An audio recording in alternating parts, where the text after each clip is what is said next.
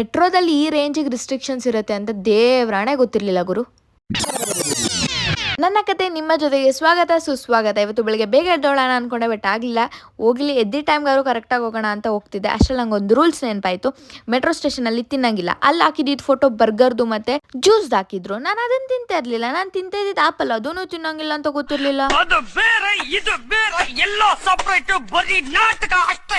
ಇನ್ನೇನು ಮಾಡೋದು, ಸಾವು ಮೆಟ್ರೋ ಈಚೆನೆ ತಿಂದ್ಬಿಟ್ಟು ಅದಾದಮೇಲೆ ಜಿಮ್ಮಿಗೆ ಹೊರಟೆ. ಜಿಮ್ಮಲ್ಲಿ ವರ್ಕೌಟ್ ಎಲ್ಲ ಮುಗಿಸಿ ಈ ಥರ ಕೂತಿದ್ದೆ ಗುರು. ಯಾರಾದರೂ ಆ ಕಡೆ ಈ ಕಡೆ ಮೂವ್ ಆದರೆ ಸಾಕು, ಪಾಪ ಅವ್ರು ಏನು ಮಾಡಲ್ಲ, ಆ ಕಡೆ ಈ ಕಡೆ ಮೂವ್ ಆದರೆ ಸಾಕು ನನಗೆ ಡಿಸ್ಟ್ರಾಕ್ಟ್ ಮಾಡೋದಕ್ಕೆ.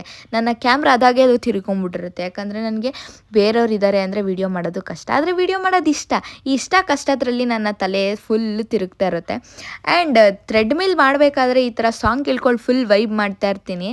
ಒಂದು 20 ನಿಮಿಷ ಆಗಿದ ತಕ್ಷಣ ಈ ಥರ ಫುಲ್ ಸ್ವೆಟ್ ಆಗ್ತಾ ಇರ್ತೀನಿ. ಸ್ವೆಟ್ ಆಗೋದು ಎಲ್ಲರಿಗೂ ಕಾಮನ್. ವರ್ಕೌಟ್ ಮಾಡಿದ್ರೆ ಆಬ್ವಿಯಸ್ಲಿ ಸ್ವೆಟ್ ಆಗ್ತಾರೆ ಅಂತ ನೀವು ಹೇಳ್ಬೋದು. ಬಟ್ ನಂಗೆ ಆ ಸ್ವೆಟ್ ಕೊಡೋ ಸ್ಯಾಟಿಸ್ಫ್ಯಾಕ್ಷನ್ ಇದೆಯಲ್ಲ, ಅದು ಡಿಫ್ರೆಂಟ್ ಲೆವೆಲಲ್ಲಿ ಹಿಟ್ ಆಗುತ್ತೆ ಗುರು.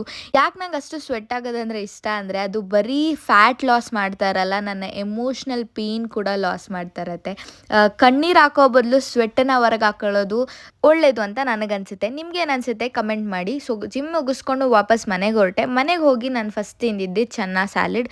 ಸೂಪರಾಗಿತ್ತು, ಟೇಸ್ಟಿಯಾಗಿತ್ತು. ನಿಮಗೂ ರೆಸಿಪಿ ಬೇಕಂದರೆ ಕಮೆಂಟ್ ಮಾಡಿ, ನಾನು ಮಾಡ್ತೀನಿ ವಿಡಿಯೋ.